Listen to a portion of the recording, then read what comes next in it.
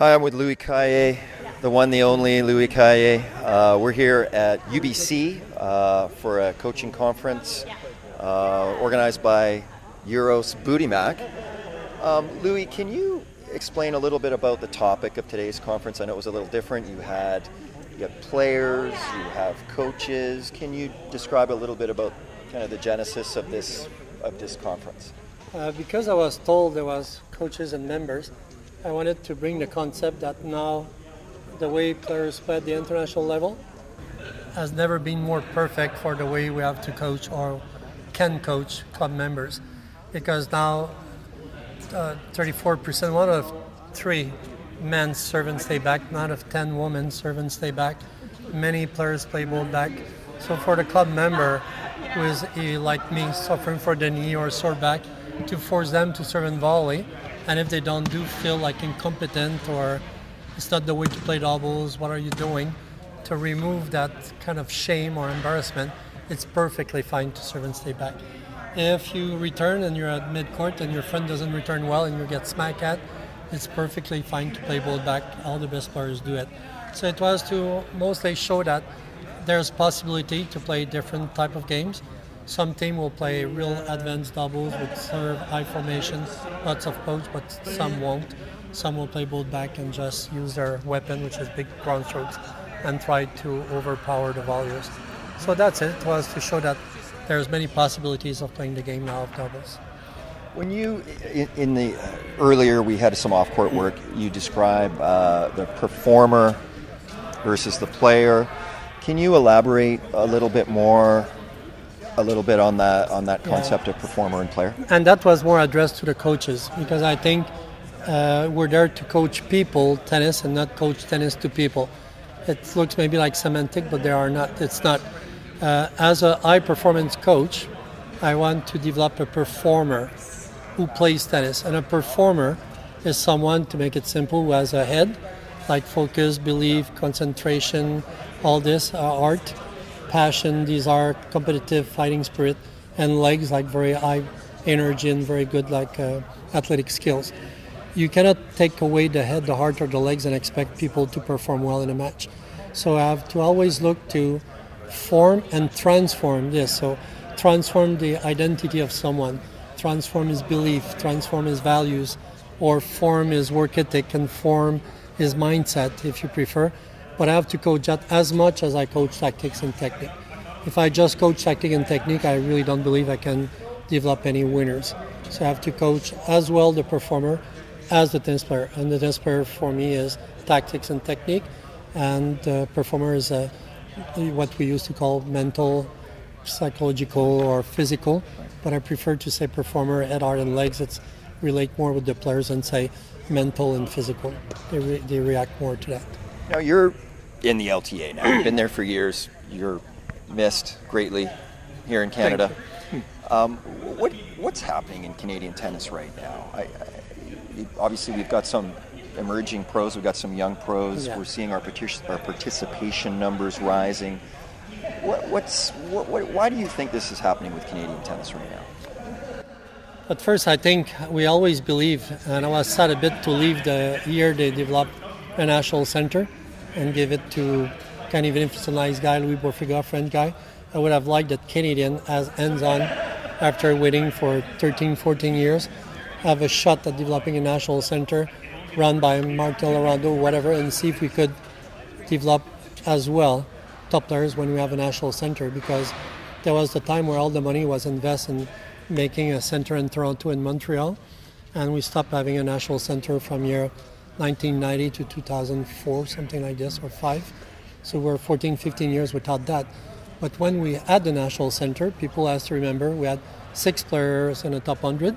Schneider, Pridham, Lorando, Westonham, we had 6. That's quite a lot. And after we lose the national center, then we went for a phase where we had very, very little. So the national center reignite the high performance surrounding the best player with the most experienced coaches. So for the high performance, the national center, I think, really have helped. For participation, it's just a political decision of where you invest your resource, your strategy to expose, develop, and retain people getting initiated and that's more organizational and political. And even if the top players can attract participation, and does, and Spain, where they have Nadal and all this, their participation have declined. So it's not just because we have Shapovalov or Raonic, it helps, but it's more about how do you attract and retain people in the parks and the clubs. That makes a big difference for participation. Louis, it's a pleasure seeing you again. Great seeing you back in BC, and I hope to see you again soon. I hope so too. Take care, bye.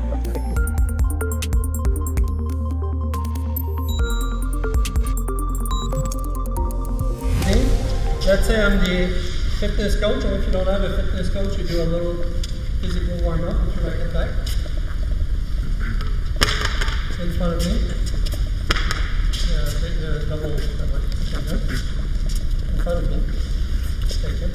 I'll throw a ball, the ball will bounce and catch it, throw it to me in front. No, typical warm-up. Thank you. Thank you. Thank you. Jack, right? By the way, I gave a 3 or 10 in that first week.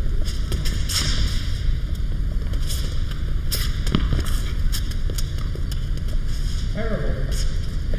Completely unacceptable.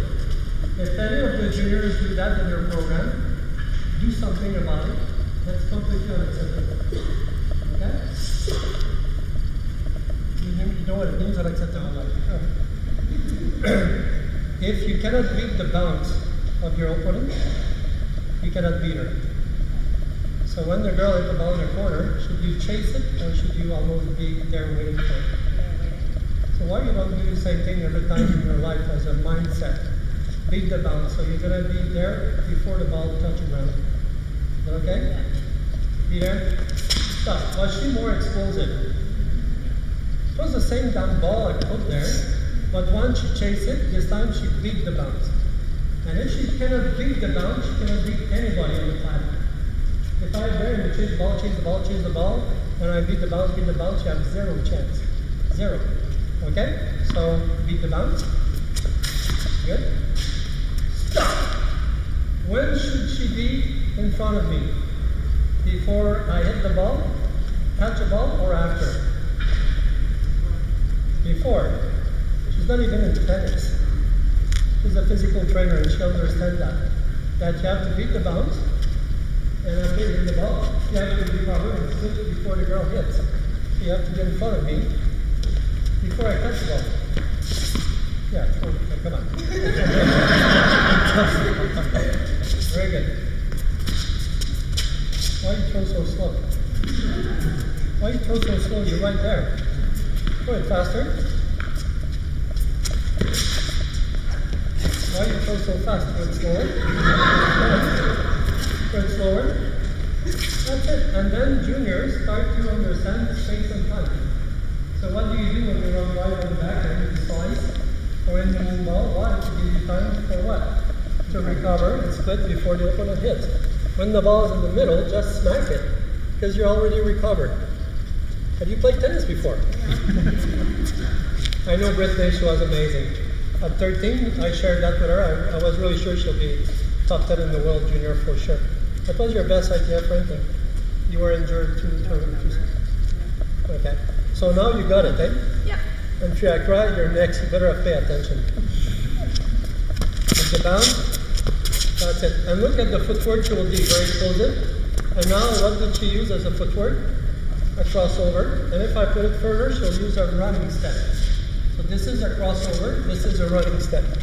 So further she will be. Now you need a running step for that. That's better. So you see our hip turning.